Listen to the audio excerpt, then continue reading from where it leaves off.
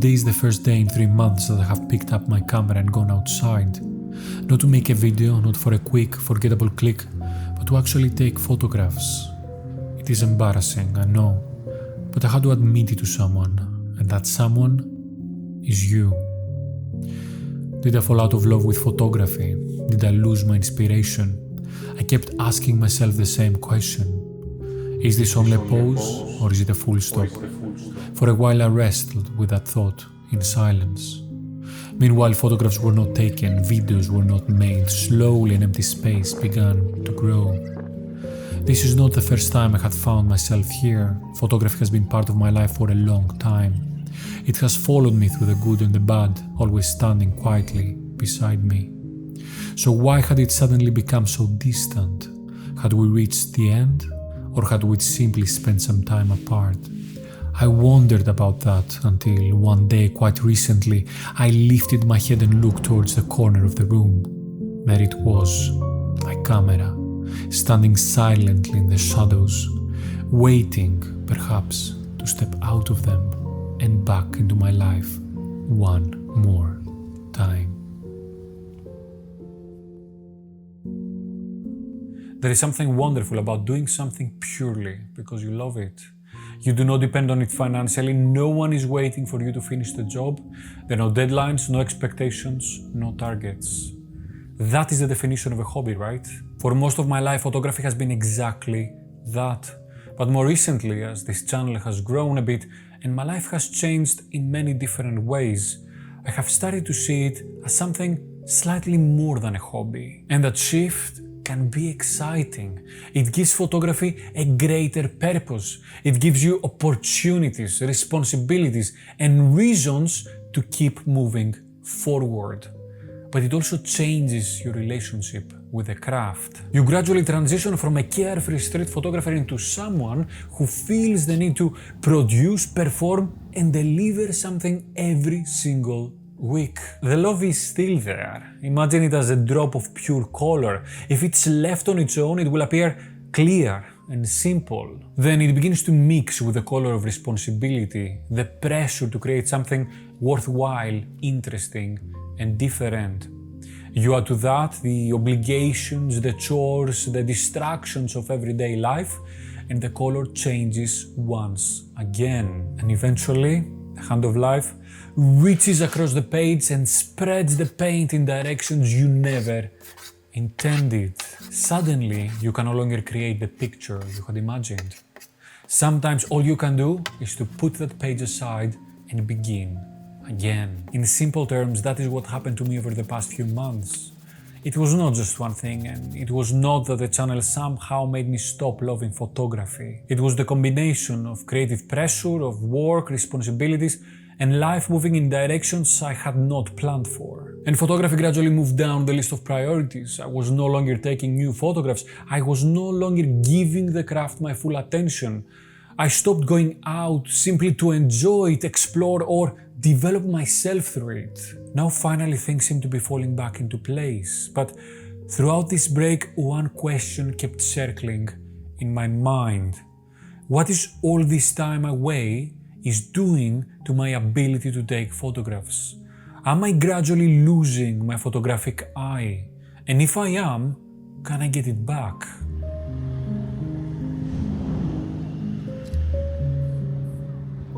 I think photography is more than a skill. When you have pressed the shutter thousands of times, each photograph has taught you something.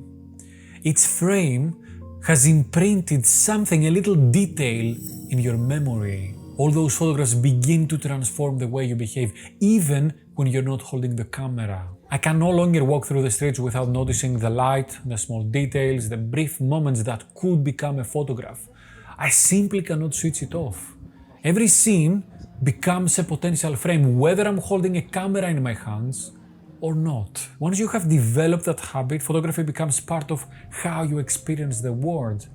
And that makes me believe that it must be very hard to lose it completely. But noticing a possible photograph and actually being able to create it are not the same thing. You might still recognize the light, you might still recognize an interesting gesture or relationship between two subjects, but can you react quickly enough? Can you organize the scene inside the frame? Can you overcome the hesitation and make a photograph that still feels like yours? This is the part I'm less certain about. Returning after a long break can present some very specific challenges, at least for me. And this time, after 3 months away, I wanted to pay closer attention to those challenges as they happened. I wanted to understand what became slower, what remained, and what I needed to do to feel comfortable again. The first, the most noticeable change is how I feel on the streets. After a long break, holding a camera and photographing strangers becomes intimidating again. For a while, it's almost like I'm starting street photography from the beginning. I become more self-conscious. I start imagining that other people have noticed me and they're wondering why this strange person is taking photographs. That is why in the beginning I try to remove as much friction as possible. I choose a small camera, I keep a simple setup. I try to avoid any piece of gear that will make the process feel heavier and more complicated than it needs to be. For me, the Ricoh is an excellent option, for example, because it does not draw as much attention and I do not feel like all the eyes are on me. It is also light, it feels very familiar to me, which means it requires very little mental and physical effort. But it does not have to be the Ricoh. The idea is that it has to be a camera or a piece of gear that creates the least resistance for you. It could be another small camera, a compact camera, it could be a particular lens, or even your phone. At this stage, the best camera is the one that makes leaving the house and taking the first photograph feel easy. The second thing I notice is that it becomes harder to focus my attention and translate what I see into the kind of photograph I want to create. That's because the mind needs time to warm up. That is why during my first session I have absolutely no expectations. I do not obsess over my compositions, I do not stress about the settings, I do not expect that I will come back home with a great photograph. I simply walk, observe, and photograph whatever catches my attention. Some of the frames will probably be ordinary, some of the frames will probably be badly timed, and some of them will just be horrible. But that's not the point of the first session. The point is to reconnect the act of seeing with the act of pressing the shutter. During the next few outings, I gradually become more intentional. That is when I put my curiosity into action. How would this subject look from a different angle? What would happen if I photographed it under a different light? Could I move closer? Could I step further away? Could I remove something distracting from the frame? At first I concentrate on one subject at a time and I try to photograph it as well as I can. I simplify my scene and I give myself only one clear problem to solve. Then as I feel more comfortable, I begin to look for relationships between two different subjects. I look for gestures, repetitions, contrast, layers, small interactions happening across the frame. These photographs are not very easy to recognize and compose. They require you to notice multiple things at the same time and organize them quickly before the moment disappears. That is why I do not expect myself to see them immediately. There is no reason to put that much pressure on me on the first day going out after a long break. Usually after several sessions, something begins to change. I stop thinking so much about the camera, I feel less visible, my attention becomes calmer, and the distance between noticing a photograph and actually taking it begins to shrink. That's when I start to feel like myself again. There is also a mental exercise I do, particularly before going out. I take one of my favorite photo books, perhaps one by Fred Herzog, and I pick 3 to 5 photographs. I spend some time with each one of them. I study the details, the connections between people and objects, the colors, the mood, and how they are all contained within the same frame. Then I close the book, I sit back in my chair, close my eyes, and bring each photograph back into my mind, one by one. I try to reconstruct it as vividly as possible. Where was its subject positioned? How did the light fall across the scene? What was happening in the background? What made the photograph feel the way it did? I try to rebuild the image until I can almost see it clearly again. This exercise reminds my brain what to pay attention to. And most importantly, it trains me to create an image mentally, to imagine a frame before it exists. Then when I return to the streets, I'm more prepared to recognize scenes with artistic qualities or to build photographs using my own imagination. It is a useful exercise at any stage of your photography, but after a long break when your eye feels a bit quieter, I find it particularly powerful. Perhaps the photographic eye does not simply disappear. Perhaps what is changing is our access to it. Our attention becomes slower, our confidence becomes fainter. The connection between seeing and reacting grows weaker. The knowledge may still be there. But today, after 3 months away, I'm about to find out how much of it I can still reach.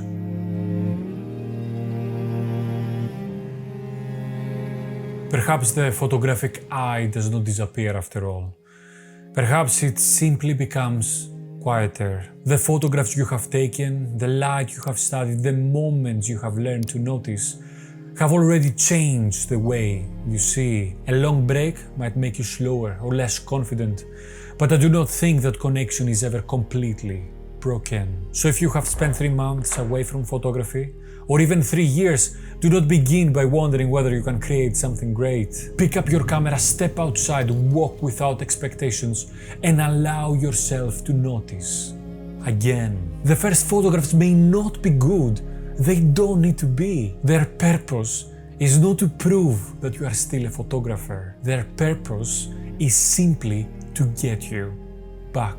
Because your photographic eye does not return in one dramatic moment.